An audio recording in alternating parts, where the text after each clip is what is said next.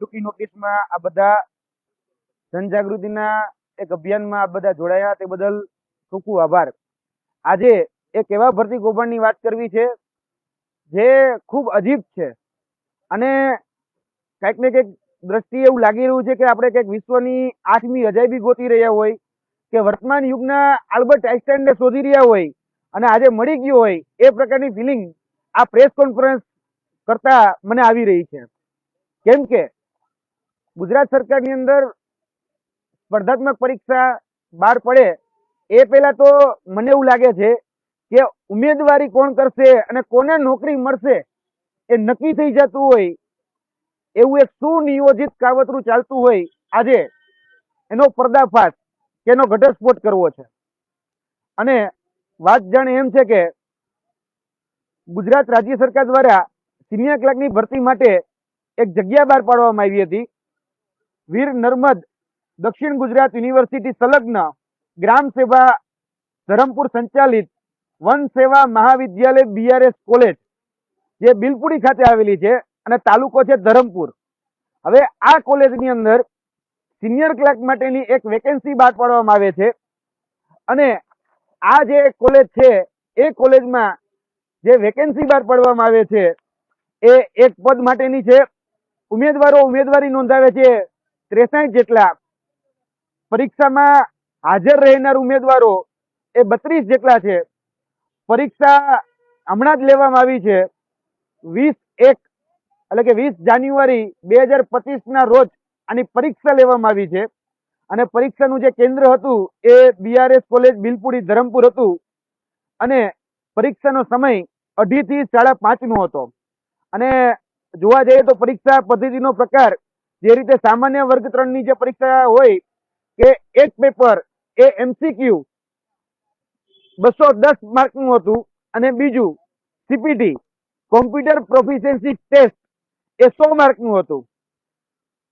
જે પ્રિલિમિનરી અને CPT પરીક્ષા બાદ આનું મેરિટ યાદી બને અને પછી એની પસંદગી યાદી બને. પરંતુ જે બાબત અમારી સામે આવી છે એ ઘણી ચોંકાવનારી છે, જેનું આ ઉજાગર કરતા અમને પણ જરાક અજીબ લાગી રહ્યું છે કે આ ચમત્કાર થઈ કઈ રીતે શકે. કેમ કે એક ઉમેદવાર અમારા ધ્યાનમાં આવ્યા છે જેનો સીટ ક્રમાંક S0041 છે અને નામ છે પરમાર જયદીપસિંહ રાજેન્દ્રસિંહ. આ એટલા હોનાર અને એટલા હોશિયાર છે કે 210 પ્રશ્ન જે MCQ આધારિત પ્રશ્નો હતા એ 210 માંથી 210 પ્રશ્ન જે આન્સર કી આ બોર્ડ દ્વારા રજૂ કરવામાં આવી છે પ્રમાણે 210 માંથી 210 પ્રશ્ન આન્સર કી પ્રમાણે આ ઉમેદવારના સાચા છે. આન્સર કી પ્રમાણે. અજીબ વાત અને ચોંકાવનારી વાત એ કે આ જે આન્સર કી આવી છે ને એ આન્સર કી ની અંદર ઘણા જે પ્રશ્નો જે છે એ પ્રશ્નોની અંદર પણ ભૂલ છે. આન્સર કીમાં ભૂલ છે. એટલે કે જે ઓપ્શન છે કે જે જવાબ છે એ જવાબની અંદર ઘણા બધા ભૂલ ભર્યા વિસંગતતા ભર્યા છે. પરંતુ જે જયદીપસિંહે ટીક કર્યા છે એ જ આન્સર કી એ સાચા ઠરાવ્યા છે. આવો સંયોગ કે આવો સંજોગ તો કઈ રીતે બન્યો એ તો રામ જાણે. પરંતુ એક વાત હું સ્પષ્ટતા સાથે કહું છું કે આ કોમ્પિટિટિવ એક્ઝામ છે. કોઈ સ્કૂલની કે બોર્ડ એક્ઝામ કે કોલેજની એક્ઝામ નથી કે વન બુક હોય એક બુકમાંથી પ્રશ્નપત્ર કાઢ્યું ને એક બુકમાંથી પ્રશ્નપત્ર પૂછાઈ ગયું. આમાં જનરલ સ્ટડીઝ સામાન્ય જે જ્ઞાન હોય એના વિશ્વમાંથી ગમે ખૂણેમાંથી પ્રશ્ન પૂછવામાં આવતો હોય છે. એટલે 210 માંથી 210 આવ્યા એ તો નેક્સ્ટ ટુ ઇમ્પોસિબલ અશક્ય વસ્તુ છે. છતાં પણ જયદીપસિંહ રાજેન્દ્રસિંહ પરમાર એને 210 માંથી 210 એ આન્સર કી પ્રમાણે સાચા પડે છે.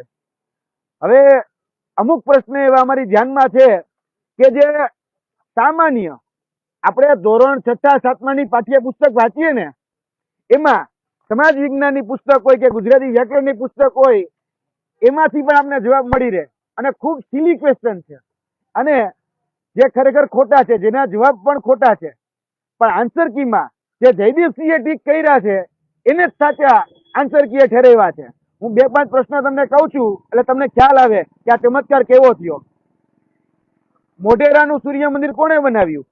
આ પ્રશ્ન હતો જે ધોરણ 6 ની પાઠ્યપુસ્તકમાં આવે જ છે કે ભીમદેવ પહેલા એ બનાવ્યો, તો ઓપ્શન હતા ભીમદેવ પહેલો, કુમારપાળ, સિદ્ધરાજ કે મૂળરાજ.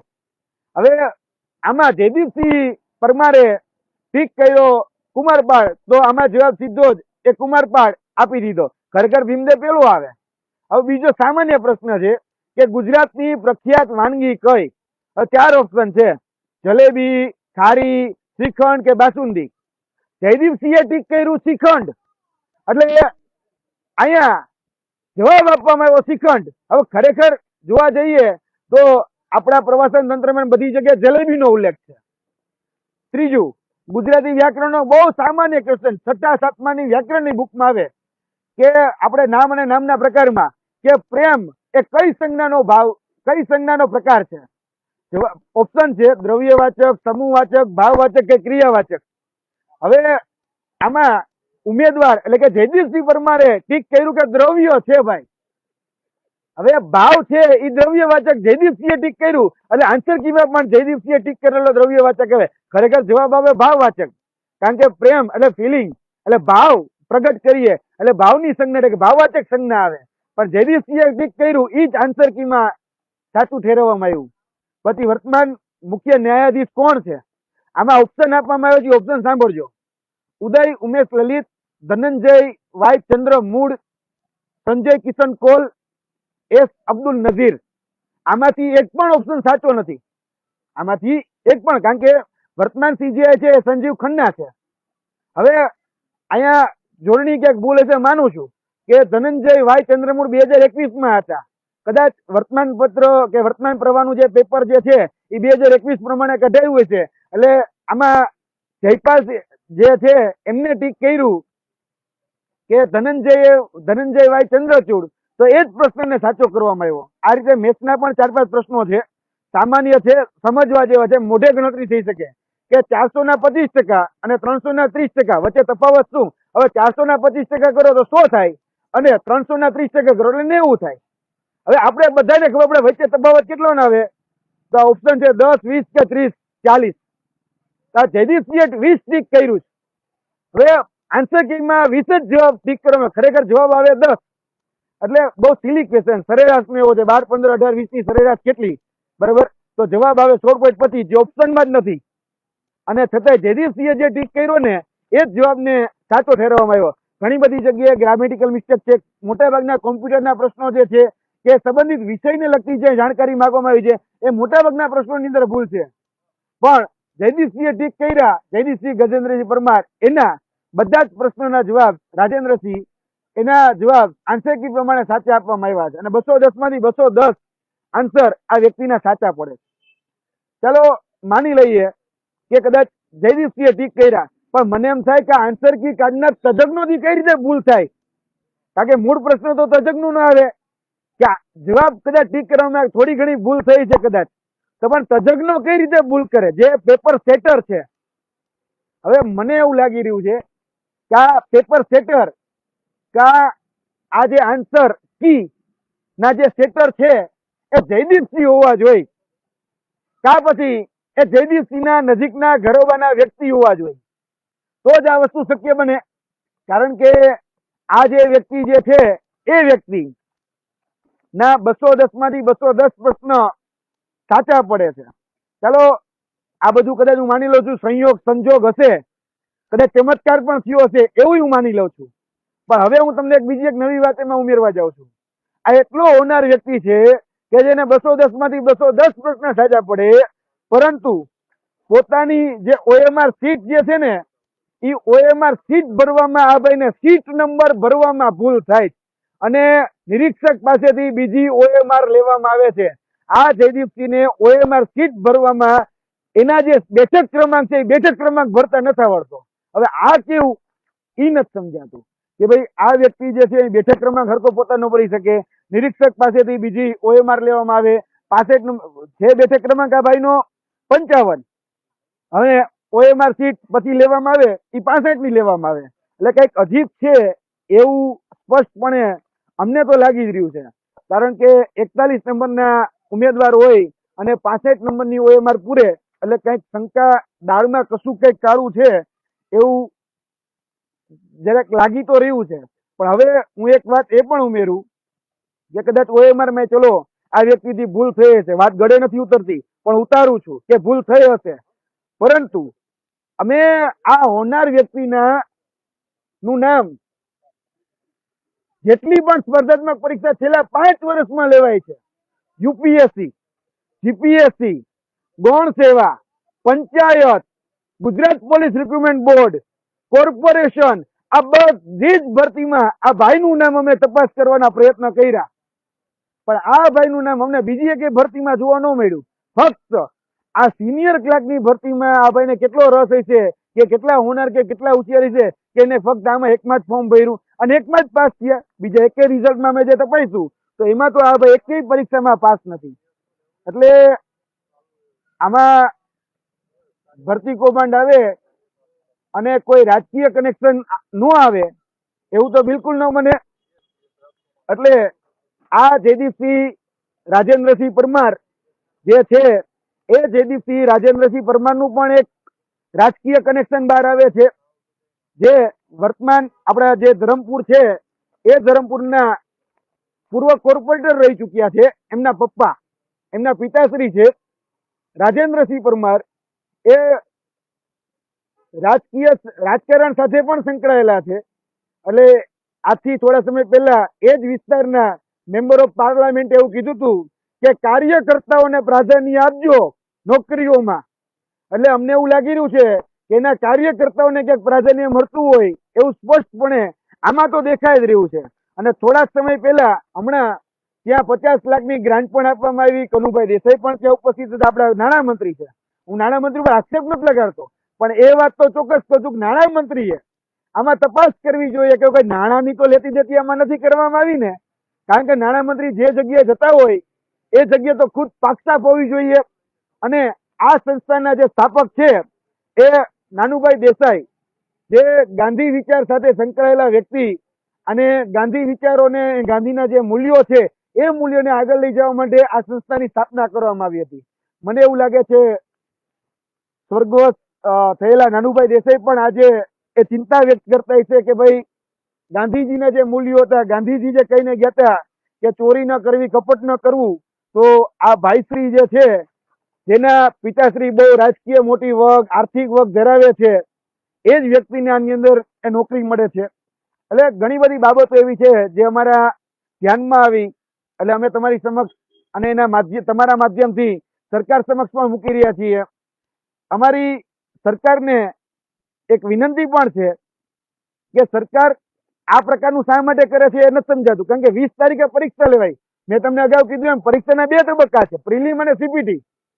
20 તારીખે પરીક્ષા લેવાય પ્રિલિમની અને 21 તારીખે સરકારને અચાનક જ બ્રહ્મ જ્ઞાન થાય અને એક નોટિસ જાહેર કરે કે કોમ્પ્યુટર પ્રોફિશિયન્સી ટેસ્ટ જે 100 માર્કની હતી એ અમે હવે રદ કરીએ છીએ. એટલે કોમ્પ્યુટરની CPT એ રદ કરી નાખવામાં આવી અને લખવામાં આવ્યું કે 210 ની જે પરીક્ષા લેવામાં આવી 210 માર્કની, એમાંથી જ હવે મેરિટ યાદી બનશે. તો અમે સરકારને એ પણ કહેવા માંગીએ છીએ, થોડા સમય પહેલા જ સુપ્રીમ કોર્ટનું જજમેન્ટ હતું, સુપ્રીમ કોર્ટનો ચુકાદો હતો, તમે ચાલુ ગેમે કોઈ નિયમ ન બદલી શકો. તો આ સંસ્થા શું એ સુપ્રીમ કોર્ટથી પણ ઉપર છે? કારણ કે સુપ્રીમ કોર્ટ જો એવું કહેતું હોય કે તમે ચાલુ ગેમે, કારણ કે ગેમ ઓનગોઈંગ હતી, એક પરીક્ષા લેવાઈ ગઈ અને એક પરીક્ષાના બીજા જ દિવસે તમને યાદ આવે કે હવે CPT નથી લેવાની અને CPT પરીક્ષા જે છે એ રદ કરી નાખવામાં આવે છે. એટલે ચાલુ ગેમે નિયમ કઈ રીતે બદલા એ પણ સરકારે જાણવું જોઈએ. અમારી હવે માંગણી છે કે જો આ સંસ્થામાં પારદર્શિતા પૂર્વક ભરતી થઈ હોય, સરકાર એવું જો માનતી હોય તો આ ભરતીની સંપૂર્ણ તપાસ પહેલા તો SIT, હું જે પુરાવા આપું એ પુરાવાના આધારે SIT ની તપાસ કરે. બીજું જે શંકાસ્પદ OMR, જે અમારી પાસે 2 શંકાસ્પદ OMR છે, એ બંને શંકાસ્પદ OMR જે છે એને ફોરેન્સિક સાયન્સ લેબોરેટરી એટલે કે FSL માં મોકલવામાં આવે. કારણ કે અમને લાગી રહ્યું છે કે આ OMR બીજા દ્વારા પુરવણી કરવામાં આવી હોઈ શકે છે, એટલે FSL માં મોકલવામાં આવે. ત્યારબાદ પરીક્ષા દરમિયાન જે 2.5 થી જે 5.5 નો જે સમયગાળો હતો એના CCTV રેકોર્ડિંગ એ ફરજિયાત કરવાના હતા. તો એ CCTV રેકોર્ડિંગને જગ જાહેર કરવામાં આવે, જેથી કરીને ખ્યાલ આવે કે જે વ્યક્તિઓ પરીક્ષા આપી રહ્યા હતા એ પરીક્ષાર્થીએ કોઈ પણ પ્રકારની ગોબાચારી કે ગેરરીતિ નથી કરી. અને ત્યારબાદ અમારી ચોથી માંગણી છે કે જયદીપસિંહ રાજેન્દ્રસિંહ પરમાર જે વ્યક્તિ છે એના ફક્ત 2 મહિનાના CDR કોલ ડિટેલ રેશિયો જે છે એ પણ સાર્વજનિક કરવામાં આવે એટલે કોની સાથે ક્યારે કોન્ટેક્ટમાં હતા, કોની લાગવગ એ કામ લાગી ગઈ તમને પણ ખ્યાલ આવે. અને હું દરેક મિત્રોને મીડિયા મિત્રોના માધ્યમથી કહેવા માંગુ છું કે આ તો ફક્ત એક સિનિયર ક્લાર્કની વેકેન્સી માટેની ભરતી હતી. હવે તમે વિચારો, હમણાં 24,700 શિક્ષકોની ભરતી આવે છે, 5554 એ CC ની ભરતી છે, પોલીસ કોન્સ્ટેબલ 12,000 ની ભરતી છે, PSI પણ છે. તો આમાં કેટલું મોટું કૌભાંડ થશે? એટલે આની તપાસ થવી ખૂબ જરૂરી છે. અમે એની સાથે એક બીજું પણ નામ આપી રહ્યા છીએ, મહાકાળ હિમાંગ ઈશ્વરભાઈ. એ પણ અમને શંકાના દાયરામાં લાગી રહ્યા છે, કારણ કે આ વ્યક્તિ 185 પ્રશ્ન ટીક કરે છે, બાકીના કોરા મૂકે છે. કેમ કે આ પ્રશ્નની અંદર કોરા મૂકવા એ માઇનસ માર્કમાં જતું હોય છતાં પણ આ વ્યક્તિ કોરા મૂકે છે 25 પ્રશ્નોને. એ શા માટે મૂકે છે અમને નથી ખબર, પણ કોરા મૂકે છે. એટલે કદાચ પાછળથી આ જવાબ પૂરાઈ જવાના હોય. જેમ ગૌણ સેવા પસંદગી મંડળની અંદર એક હાર્દિક પટેલ નામનો વ્યક્તિ હતો વિરમગામ ટ્રેન્ટનો, જે ATDO માં એડિશનલ ટ્રાઇબલ ડેવલપમેન્ટ ઓફિસરમાં OMR બ્લેન્ક રાખે, એની OMR ગૌણ સેવા પસંદગી મંડળમાં જાય પછી એ ફિલઅપ થઈ જતી. ક્યાંક એ જ પ્રકારનું આ સુનિયોજિત કાવતરું તો નથી ને? એટલે એ પણ તપાસ થવી ખૂબ જરૂરી છે. અમારી પાસે 32 ઉમેદવારોની OMR ઉપલબ્ધ છે. અમારી પાસે તમામ પ્રકારના ડેટા એ ઉપલબ્ધ છે. જો સરકાર તપાસ કરવા માંગતી હોય તો અમે આ તમામ ડેટા આવનાર દિવસોની અંદર રાજ્યપાલ, વીર નર્મદ યુનિવર્સિટીના ચાન્સેલર, VC અને ત્યારબાદ CMO અને નાણામંત્રી આપણા કનુભાઈ દેસાઈને અમને સોંપવાના છીએ. જો પાકશાક અને ઈમાનદારીથી એને ભરતી કરી હોય તો આની ઉપર તપાસ કરીને બતાવે. કારણ કે ઘણા સમયથી એવું કહેવામાં આવે છે કોઈ ચમરબંધીને છોડવામાં નહીં આવે, તો આ ચમરબંધી તમારા જ છે અને પકડીને દેખાડો અને આનો વરઘોડો કાઢીને દેખાડો ને તે દિવસે તમે હાચા. એટલે આ પ્રેસ વાર્તાલાપના માધ્યમથી મસ્ત મોટું કૌભાંડ અમે આજે ઉજાગર કરીએ છીએ. આના બીજા અન્ય પુરાવા પણ અમારી પાસે ઉપલબ્ધ છે. સરકાર જો પુરાવા લઈ અને તપાસ કરવા માંગતી હોય તો અમારી સંપૂર્ણ તૈયારી છે. કારણ કે કૌભાંડ થયું છે, OMR પાછળથી ફિલઅપ થઈ છે.